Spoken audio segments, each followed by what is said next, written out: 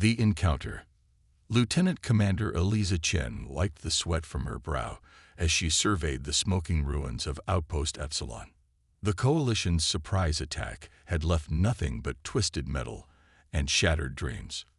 As Chief Medical Officer of the Earth Defense Force's 7th Expeditionary Unit, she had seen her share of battlefields, but this was different. This hadn't been a military target. It had been a research station. Command to Field Unit 7. Report status. The voice crackled through her helmet comm. Eliza stepped over a chunk of what had once been the station's hydroponics bay. Field 7 to command. Sector 3 clear of survivors. Moving to Sector 4. Her voice sounded hollow even to her own ears. Copy that. Extraction in 30 minutes. Mark any Vilnarian combatants for detention teams. Understood, she replied, the words bitter on her tongue. Standard procedure. Save humans, tag aliens. The Hippocratic oath she'd sworn never specified species, but Command had made their priorities abundantly clear in this 5-year conflict with the Vilnarian collective. A faint shimmer caught her eye, a subtle prismatic gleam beneath a collapsed communications array. Drawing her sidearm cautiously, Eliza approached. What she found made her immediately holster her weapon. A Vilnarian lay half-buried under the wreckage, luminous indigo blood pooling around its slender form. Unlike the warriors she'd encountered with their imposing exoskeletons, this one wore the distinctive markings of their scientific caste. Its normally iridescent skin had dulled to a muted gray, and the bioluminescent patterns that typically adorned Vilnarian faces were flickering weakly. The alien's eyes, 4 multifaceted orbs arranged in a diamond pattern, fluttered open, locking onto hers with unmistakable fear. "I'm not going to hurt you," Eliza said softly, kneeling beside the injured alien. Her medical scanner hummed as she assessed the damage. Multiple fractures, severe internal bleeding, and critical damage to the crystalline neural pathways that served as both circulatory and nervous systems for Vilnarians. Without immediate intervention, the alien had minutes at most. Eliza hesitated only briefly before making her decision. "Command won't help you," she murmured. "But I will." From her field kit, she withdrew a sealed case marked Prototype He. Authorized DP Horizontal only. Inside was an experimental neurocybernetic system she'd been field testing on human trauma patients. A network of nanites designed to bridge damaged neural pathways using adaptive biometric interfaces. This technology was never meant for Vilnarian physiology, she told the dying alien as she prepared the injection. "But it's your only chance." The Vilnarian's multifaceted eyes watched her, incomprehension mixing with a desperate hope. Eliza wondered if it understood her words or merely her intent. The procedure was riskier than anything she'd attempted before. Working with practiced precision, Eliza injected the nanite solution at critical junctions where the crystalline pathways had been damaged. The silvery substance flowed into the wounds, searching for broken connections. For several agonizing moments, nothing happened. Then the Vilnarian's body convulsed violently, back arching as the nanites integrated with its alien biology. Indigo light pulsed beneath its skin in fractal patterns, spreading outward from the injection sites. Command to Field 7. Status update. Eliza ignored the call, transfixed by the transformation before her. The nanites were adapting to the alien physiology in ways she'd never anticipated, creating new pathways, enhancing existing ones. The wounds began closing visibly, the indigo blood reabsorbing into the body. When the Vilnarian's eyes opened again, they were different, still multifaceted but with intricate patterns of light swirling within them. It gasped, drawing in a ragged breath.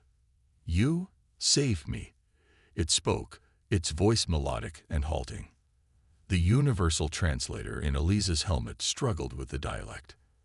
"I couldn't let you die," she answered simply. A warning blared through her comm. "Alert all units. Unauthorized cybernetic activity detected in Sector 4. Containment teams dispatched." The Vilnarian tensed, understanding dawning in those alien eyes. "They will destroy me. And you." for helping me. Eliza made another life-altering decision in that moment. Helping the alien to its feet, she said, "My name is Eliza. We need to leave. Now." "Nixera," the Vilnarian replied, taking her outstretched hand. "I am called Nixera." The stolen EDF shuttle shuddered as Eliza pushed it beyond safe velocities. The navigation console flashed urgent warnings while behind them. Outpost Epsilon grew smaller.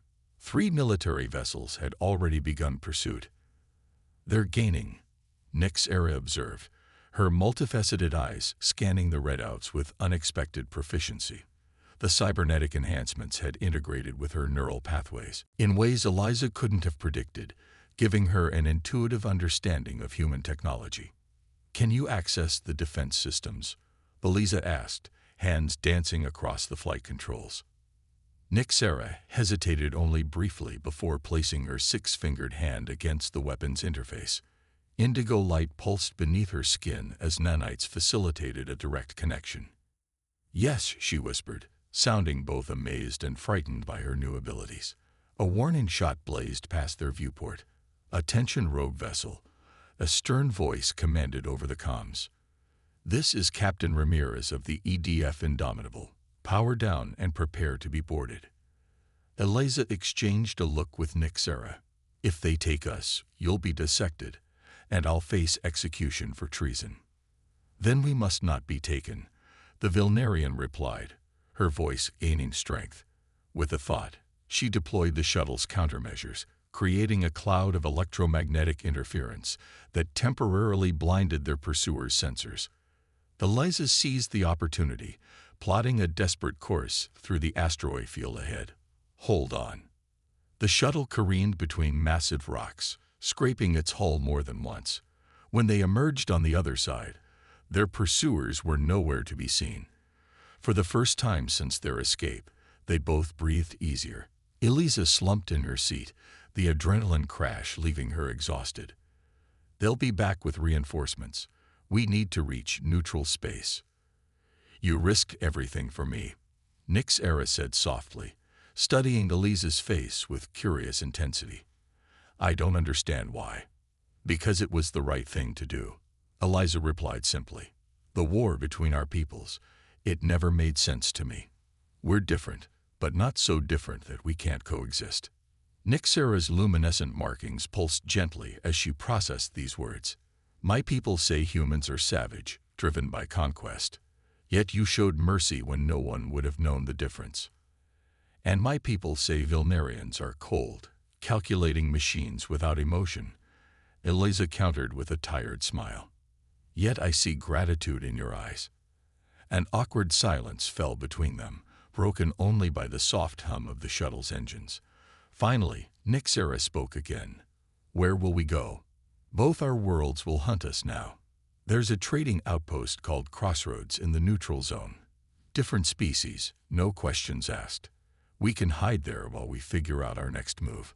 As Nixera nodded, her hand inadvertently brushed against Eliza's.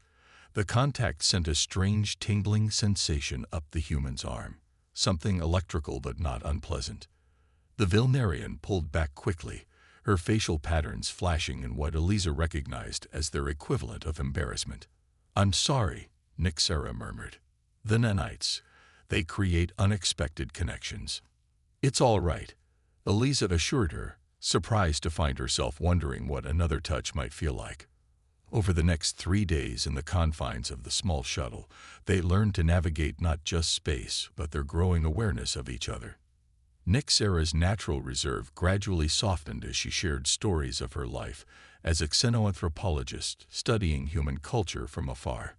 Eliza spoke of her childhood in the rebuilt Pacific Northwest and her hope that medicine might bridge worlds rather than just heal wounds. At night, while Eliza slept, Nixera watched the stars streak by and contemplated the strange twist of fate that had bound her life to this human's. The nanites hummed beneath her skin, changing her in ways she was only beginning to understand. She could feel them connecting to the shuttle systems, expanding her awareness. More disturbing was how they seemed to attune her to Eliza, her heartbeat, her breathing, her dreams. When a nightmare jolted the human awake on the third night, Nyx Era was already at her side. "You were calling out," she explained. "Old battlefield memories," Eliza muttered, embarrassed. Nyx Era hesitated, then slowly placed her hand over Eliza's. This time they both welcomed the tingling connection that formed between them, a bridge across species. "I can feel echoes of your thoughts," Nyx Era whispered, astonished. "And I yours," Eliza replied, equally amazed. "The nanites must be creating some kind of neural link between us." "Is it unpleasant for you?" The Vilnarian's mental voice carried uncertainty. "No," Eliza answered truthfully, "just unexpected." As they approached Crossroads Station, the neural connection between them had strengthened enough that they communicated without words. Eliza found herself understanding Vilnarian concepts that had no human equivalent, while Nyx Era experienced human emotions with an intensity that both frightened and exhilarated her. Crossroads Station appeared before them like a mechanical lotus, its petals formed of docking bays and habitat rings extending from a central hub. Ships of every conceivable design swarmed around it, from sleek Centaurian cruisers to bulky freighters. "Stay close," Eliza warned as they disembarked, pulling a hood over Nyx Era's distinctive features. "There are informants for both our governments here." They moved through crowded marketplaces where a dozen different species haggled over exotic goods. Nyx Era's enhanced senses overwhelmed her. The cacophony of languages, the riot of scents, the press of bodies. Eliza noticed her distress through their link and took her hand, her steady presence anchoring the Vilnarian amid the chaos. Using the last of her emergency credits, Eliza secured a small room in the station's residential district, an area populated by outcasts and refugees like themselves. Their quarters were cramped but clean, with a single bed and basic amenities.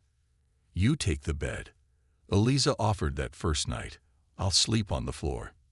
Nyx Era tilted her head, studying her with those multifaceted eyes. "Your human customs are strange. The space is adequate for both."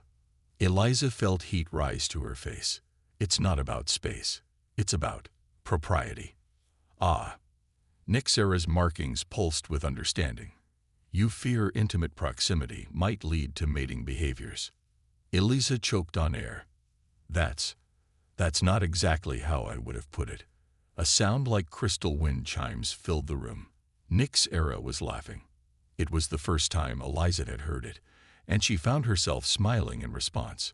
"I will not seduce you in your sleep, Eliza Chen," the Vilnarian assured her, her expression turning serious.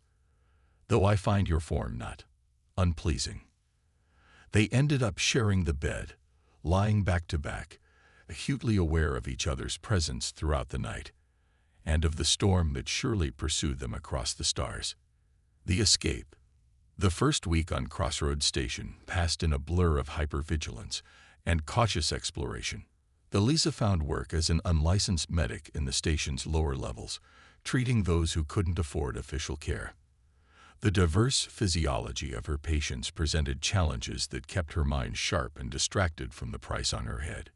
Nyx Era remained hidden in their cramped quarters, her distinctive Vilnarian, features too recognizable, even in this melting pot of species. Instead, she spent her days exploring her rapidly evolving abilities. The nanites that had saved her life continued to integrate with her crystalline biology, transforming her in ways neither she nor Eliza fully understood. "Watch," Nyx Era said one evening as Eliza returned from a 12-hour shift patching up a Durasi freighter crew after a loading accident. The Vilnarian stood in the center of their small room, arms extended. Indigo light gathered around her six-fingered hands, coalescing into floating orbs that hummed with energy. "That's new," Eliza managed, setting down her medical bag. "The nanites have reached a deeper integration phase," Nyx Era explained, her multifaceted eyes reflecting the pulsing light. "I can manipulate energy fields now, even separate from my body." Eliza watched as she gathered the light back into herself. "Is it painful?" "No," Nyx Era replied. "But it's changing me. I'm becoming something neither Vilnarian nor machine." Her eyes met Eliza's. "Does that frighten you?" Eliza moved closer, taking Nyxera's hands in hers. "You're still you, Nyx. The rest is just evolution." The touch ignited their neural connection, stronger now than ever before.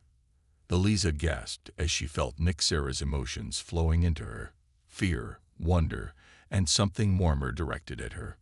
"I can feel what you feel," she whispered, astonished. Nyxera nodded. "Another development. The nanites create pathways between us." Their faces were inches apart now, drawn together by forces neither fully understood. When their lips met, the connection exploded into something transcendent, a bridge between two beings who should have been enemies, but had become something far more important to each other. The kiss deepened, tentative at first, then hungry with discovery. Nyxera's markings glowed brilliantly in the dimness of their room, casting patterns of light across Eliza's skin. But their moment of connection was shattered by a harsh pounding at the door. "Station security. Open up." They escaped through maintenance tunnels, Nyxera using her enhanced abilities to short out security systems as they fled. Reports from information terminals throughout the station confirmed their worst fears. Both Earth Defense Force and Vilnarian Collective Special Forces had converged on Crossroads Station with orders to capture or kill them. "How did they find us?" Eliza panted as they ducked into an abandoned storage bay. "Someone betrayed us," Nyxera replied, her markings pulsing with agitation. "The doctor you worked with, perhaps." A slow clap echoed through the chamber. "Very perceptive. Specimen and 7. They whirled to find a human in an immaculate black uniform standing behind them, flanked by 2 heavily armed soldiers. His insignia identified him as part of the Coalition Intelligence Division, the shadowy organization that operated outside the normal military chain of command. "Colonel Vance," Eliza spat, recognizing the man who had championed the most aggressive anti-Vilnarian policies. "Lieutenant Commander Chen," he replied with cold formality. "I'm disappointed. Your record was exemplary until this unfortunate lapse in judgment." His eyes flicked to Nyxera with undisguised disgust. "Helping the enemy. Stealing military property. Treason during wartime." "She wasn't the enemy," Eliza countered, stepping protectively in front of Nyxera. "She's a scientist, not a warrior." Vance's smile didn't reach his eyes. "All Vilnarians are the enemy, Commander.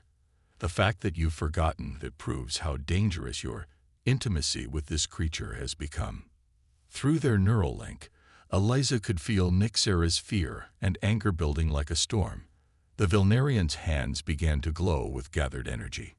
"Don't," Eliza warned mentally. "There are too many. The nanite technology you stole was never meant for alien biology," Vance continued, seemingly oblivious to the silent exchange. "You've created an abomination. A potential weapon that both our governments want contained." "Contained," Eliza echoed.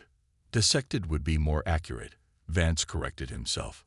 "The Vilnarian Collective has already agreed to a temporary ceasefire in exchange for shared research rights to the specimen."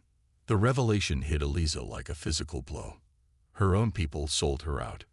"Governments are pragmatic," Vance shrugged. "The potential military applications of this technology far outweighed the value of one rogue scientist." Nyxera's mental voice cut through Eliza's shock. "On my signal," dropped to the floor. Before Eliza could respond, Nyxera raised her hands and released a blinding pulse of energy that overloaded the soldier's optical implants. As Eliza dropped, the Vilnarian projected a concentrated electromagnetic burst that short-circuited their weapons. In the ensuing chaos, they ran. Vance's furious orders echoed behind them as they sprinted through service corridors and emergency hatches, heading for the docking bays.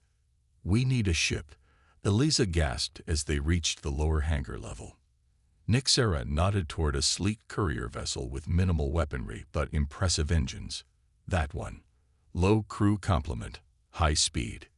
"Can you bypass the security?" Eliza asked, already knowing the answer. In response, Nyxera placed her hand against the entry panel. Indigo light flowed from her fingertips into the system, and the hatch slid open. They were aboard and powering up the engines before the first security team reached the hangar. By the time Vance arrived, they were already breaking away from the station, accelerating toward open space.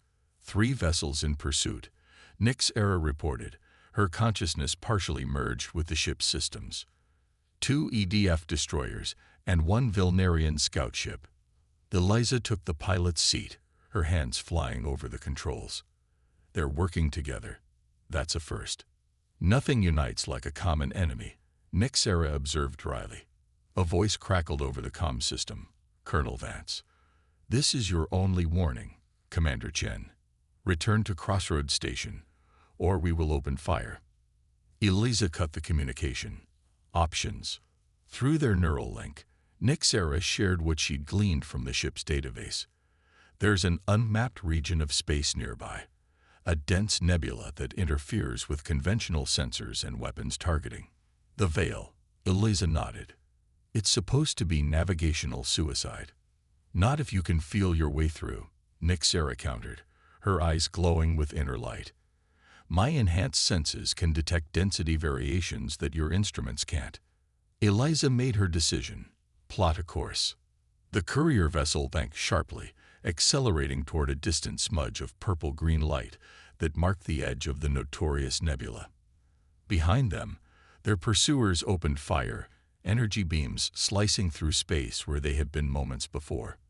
They're gaining, Eliza noted grimly as the ship shuddered under a glancing hit. We need only reach the outer boundary, Nyxera replied, her consciousness flowing deeper into the ship's systems.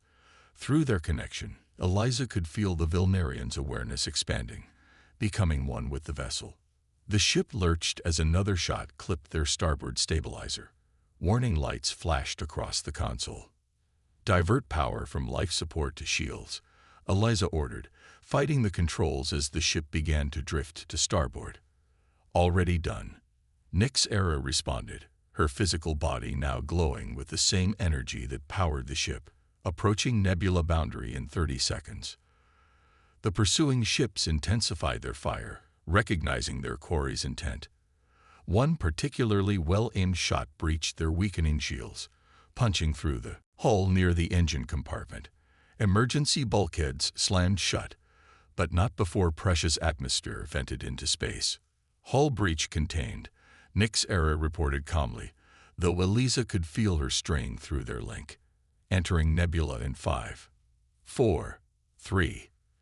The view screen filled with swirling purple-green gases as they plunged into the veil. Almost immediately, the sensor readings went haywire, consumed by static and phantom signatures. I've lost them from sensors, Eliza said, checking the rear scanners. They haven't lost us yet, Nyxera warned. Continuing on current vector would be predictable. Recommendation: random course changes until we're deep enough to hide our energy signature. Eliza nodded, executing a series of sharp maneuvers that sent them diving deeper into the chaotic nebula. Dense pockets of gas and dust obscured visibility, while electromagnetic discharges played havoc with the ship's systems. After 20 minutes of tense navigation, they finally slowed in a relatively calm pocket within the nebula's heart. The pursuing ships had either lost their trail or deemed it too risky to follow. We should be safe here. For now, Eliza sighed, slumping back in her seat. The strain of their escape had left her physically exhausted. Nyxera disentangled her consciousness from the ship's systems, her glow fading as she returned fully to her body. She swayed slightly, and Eliza reached out to steady her. You're pushing yourself too hard, the human said softly. As are you, Nyxera countered. Through their link, she could feel Eliza's fatigue as acutely as her own. They made their way to the courier's small crew quarters, collapsing together onto the single bunk. This time, there was no awkwardness about sharing space, only mutual exhaustion and the comfort of each other's presence. What Colonel Vance said, Eliza murmured as sleep began to claim her, about your government agreeing to hand you over. Politics has always outweighed individual lives, Nyxera replied, her mental voice tinged with resignation. My research was controversial even before this conflict began. What research? Eliza asked, fighting to stay awake. I was studying the potential for interspecies neural synchronization, the possibility that different sentient minds might be able to connect on fundamental levels despite physiological differences. The irony wasn't lost on either of them.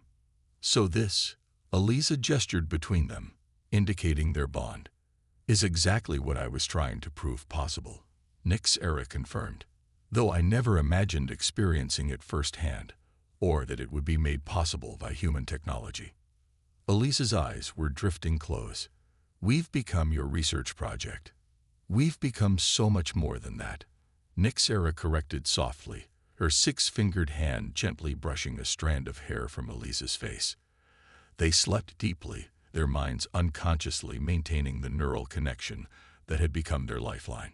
In their shared dreamscape, they'd wandered through memories. Eliza's childhood in the rebuilt forests of the Pacific Northwest, Nyxera's early days in the crystal spires of the Vilnarian Scientific Academy. Past joys and sorrows flowed between them, deepening their understanding of each other beyond what words could ever convey. When Eliza finally woke, she found Nyxera already up, her attention focused on the ship's damaged systems. How bad is it? She asked, joining the Vilnarian at the main console. The hull breach is stable, but the engine sustained significant damage, Nyxera replied. We're operating at approximately 60% capacity. Additionally, the nebula is interfering with our ability to plot a precise course. Eliza studied the navigational display, which showed little but swirling chaos. Can you still sense a way through? Yes, but not indefinitely. The effort taxes me.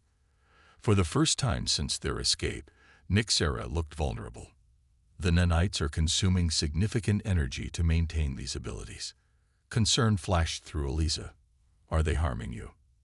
Not yet, Nyxera assured her, but they were designed for emergency human trauma care, not sustained operation in Vilnarian physiology. Adaptations are occurring, but the long-term effects are unknown. Eliza's medical training kicked in. We need to find you proper medical care, someone who understands both the nanite technology and Vilnarian biology. Such an individual would be exceedingly rare, Nyxera noted, perhaps non-existent. A thought occurred to Eliza. Not necessarily. Before the war, there was a joint research initiative, the Convergence Project. Scientists from both our species working together on medical technology. I know of it, Nyxera nodded. It was disbanded when hostilities began. Not disbanded, Eliza corrected. Relocated. The lead researchers refused to abandon their work, so they established an independent facility beyond coalition or collective control. Hope flickered through their neural link. Where? A planet called Harmony, in the Epsilon Indi system. It's far from here, on the other side of collective space. Eliza's brow furrowed. And we have no way to send a message without revealing our position. Nyxera was quiet for a moment, her multifaceted eyes shifting through different light spectrums as she considered options. There may be a way, she finally said. The nebula contains natural subspace anomalies, brief ruptures in the fabric of space-time that could potentially carry a targeted signal. Could you find one of these anomalies? With the ship's sensors, no, Nyxera admitted. But with my enhanced perception, possibly. The unspoken concern passed between them. Each new use of her abilities taxed Nyxera's already strained system. We need to try, Eliza decided. We can't stay hidden forever, and your condition will only worsen without help. Over the next 3 days, they carefully navigated the nebula's interior, Nyxera guiding them through dangerous density pockets while searching for the elusive subspace anomalies. Each session left her weaker, the brilliant glow of her bioluminescent markings dimming noticeably. On the 4th day, Nyxera suddenly straightened at the console. There, a rupture is forming approximately 3 kilometers to port. Eliza immediately adjusted their course. How long will it remain stable? Minutes at most. We must be precise. Working in perfect tandem, They positioned the ship near the invisible distortion. Nyx Eret extended her consciousness into the communications array, using her unique abilities to craft a message that would survive transmission through the anomaly. As the subspace rupture reached its peak stability, she released the signal, a compressed data packet containing their coordinates, a brief explanation of their situation, and a request for asylum. The effort nearly overwhelmed her. As the transmission completed, Nyx Eret collapsed, her luminescence flickering dangerously. Nyx. Eliza caught her, easing her onto the deck. The Vilnarian's skin felt cold, its normal iridescence dulled to ashen gray. Through their weakening neural link, Eliza could feel Nyx Eret's life force ebbing, the nanites consuming her faster than her body could regenerate. "No," Eliza whispered fiercely. "I didn't save you just to lose you now." Drawing on her medical training, she raced to the ship's small infirmary, gathering what supplies she could find. The treatment she devised was improvised and desperate, a mixture of energy stimulants and synthetic proteins that might help Nyx Eret's body keep pace with the nanite's demands. As she administered the makeshift remedy, Eliza reached out through their neural link, willing her own life force to supplement the Vilnarians. "Stay with me," she pleaded, both aloud and mentally. "We've come too far to fail now." Deep in the shared space between their minds, she felt Nyx Eret respond, a flicker of determination that gradually strengthened into resolve. Hours passed in this limbo, Eliza maintaining a constant vigil, monitoring every fluctuation in Nyx Eret's condition. Slowly, painfully, the Vilnarian's natural luminescence began to return, her skin warming under Eliza's touch. When Nyx Eret finally opened her eyes, the relief that flooded through their bond brought tears to Eliza's eyes. "You found me," Nyx Eret whispered, even in the darkness. "Always," Eliza promised, clasping her hand tightly. Their moment of reunion was interrupted by an alert from the ship's communication system. A response to their desperate message had arrived through another subspace anomaly. The message was brief but clear: coordinates for a rendezvous point at the nebula's edge, a recognition code, and a simple instruction: "Come at once. Time is short." It was signed, Convergence Project, The Haven. The edge of the Veil Nebula shimmered like an ocean of liquid jewels as Eliza guided their damaged vessel toward the designated rendezvous coordinates. Beside her, Nyx Eret maintained a tenuous connection with the ship's sensors, her multifaceted eyes scanning for any sign of pursuit or deception. "Anything?" Eliza asked, her voice tight with tension. Nyx Eret's bioluminescent markings pulsed weakly as she concentrated. "Nothing conclusive. The nebula continues to interfere with long-range scans." Neither of them voiced their shared fear that the message could be a trap, that the Convergence Project might no longer exist as they remembered it, that they were flying directly into the hands of those who wished to tear them apart for study. 2 minutes to rendezvous point, Eliza noted, checking the navigational display. The coordinates placed them just outside the nebula's electromagnetic interference, in a region of relatively empty space. "We'll be exposed once we leave the Veil's cover." Through their neural link, Nyx Eret shared her calculated risk assessment. If hostile forces awaited us, strategic positioning would favor locations with greater concealment. Eliza nodded.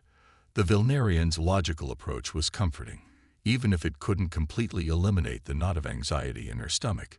So either they're friendly, or they're very confident. "Or very desperate," Nyx Eret added softly. The ship slipped from the nebula's embrace into clear space, its sensors immediately expanding their reach. The viewport before them showed only stars and distant celestial bodies. No sign of the rendezvous they'd been promised. Eliza was about to voice her concern when Nyx Eret suddenly straightened. Energy signature detected. Unconventional configuration. A shimmer appeared in the apparently empty space before them, like heat rising from desert sand. The shimmer expanded, coalescing into the unmistakable form of a ship that had moments ago been completely invisible. Unlike the angular military vessels of either the Coalition or the Collective, this craft featured organic curves and an iridescent hull that seemed to drink in starlight. Stealth technology far beyond current specifications, Nyxera observed with scientific curiosity breaking through her exhaustion. A transmission arrived, audio only. Courier vessel, transmit recognition code immediately, or we will assume hostile intent. Eliza exchanged a glance with Nyxera before entering the code provided in their earlier communication.